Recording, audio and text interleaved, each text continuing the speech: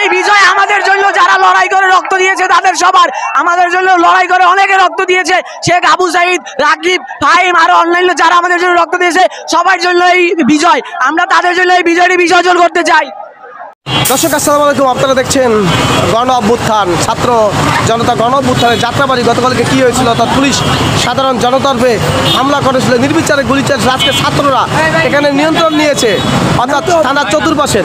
আমি একটু জানবো, ভাইজান তুমি কি, তোমার বাসা কোথায়? আমার বাসা ভাই শুনে একটা এখান থেকে পুলিশে কি করছে? এখানে একটা গর্তের মতো ছিল, একটা গর্তের মতো এখানে দেওয়ালের ভিতরে কি করছে পুলিশ এখানে? এটা কোন জায়গা, কোন জায়গা? এটা যাত্রাবাড়ি। মানে কিভাবে গুলিগুলো করছে একটু বলো তো তুমি। মানে গুলিগুলো করছে এমন ভাবে গুলি করছে। তুমি ছিলা এখানে? জি। তুমি ছাত্র না? আচ্ছা বলো একটু। এই যেমন তারা গুলি করছে মনে করেন, এখন আমার কাছে আছে মনে করেন ভিডিও আছে? হ্যাঁ, বুলেট আছে। আমার লগে একজন আছিল, তাকে গুলি করছে, সে তার মাথার গিলু হয়ে গেছে, মারা গেছে। ওর নাম কি তোমার বন্ধু? তার নামটা বলতে পারবো না। আচ্ছা দেখ, মানে তুমি বলতে চাও এখান থেকে গুলিগুলো করছে নাকি? এখান থেকে গুলিগুলো করছে আর ছাদ থেকে। ওই জন্য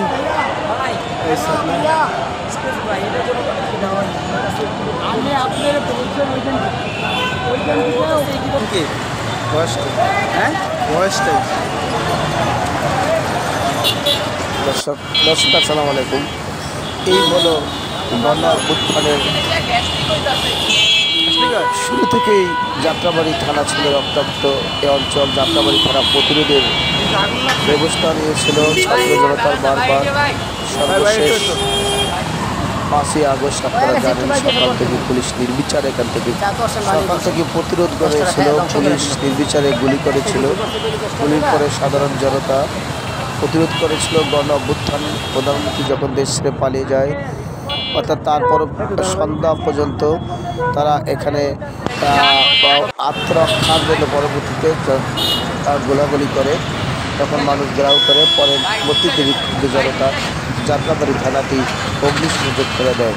এখন থানায় কোনো পুলিশ নেই, শুধু ধ্বংসস্তূপ এই যাত্রাবাড়ি থানাটি পড়ে আছে।